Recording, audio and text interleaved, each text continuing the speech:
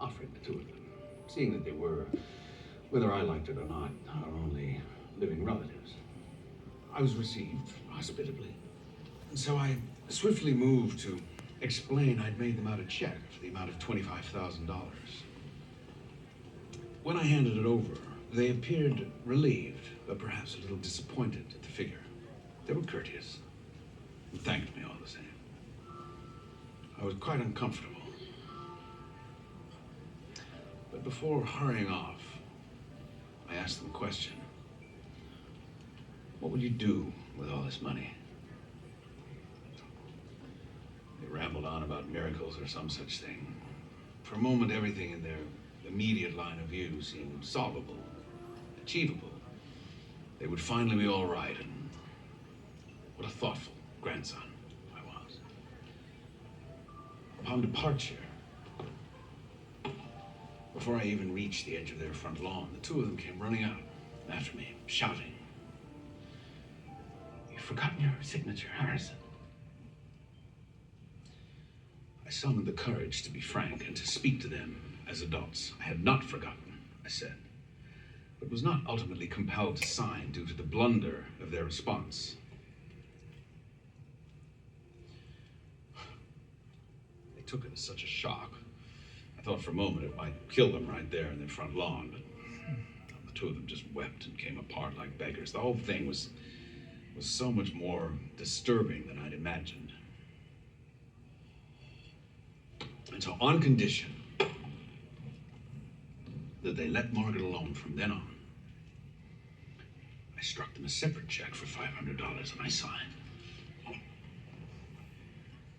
That is how much I loved my mother, Mr. Todd. We did things for each other. What could they expect after the way they had treated you both? Yes, that's exactly how I see it. Answer me something.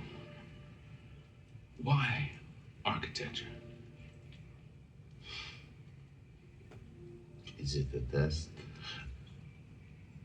No, it is not.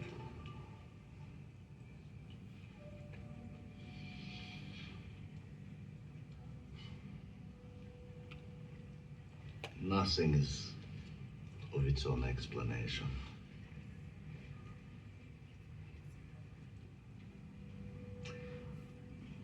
Is there a better description of a cube than that of its construction? There was a war on, and yet, it is my understanding that many of the sites of my projects had survived. They remain there, still in the city.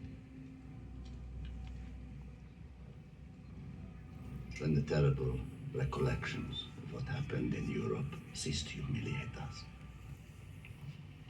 I expect for them to serve instead as a political stimulus, sparking the upheavals that so frequently occur in the cycles of peoplehood.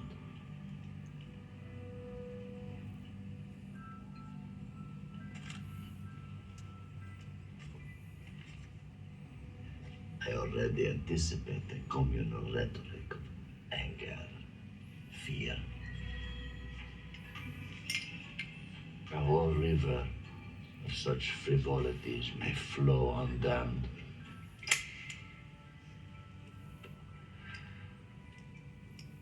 But my buildings were devised to endure such erosion, the Danube's shoreline.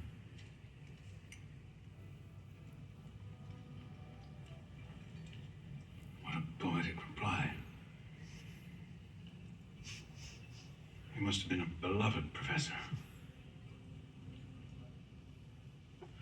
I've said it before, but I find our conversations intellectually stimulating. I agree with you.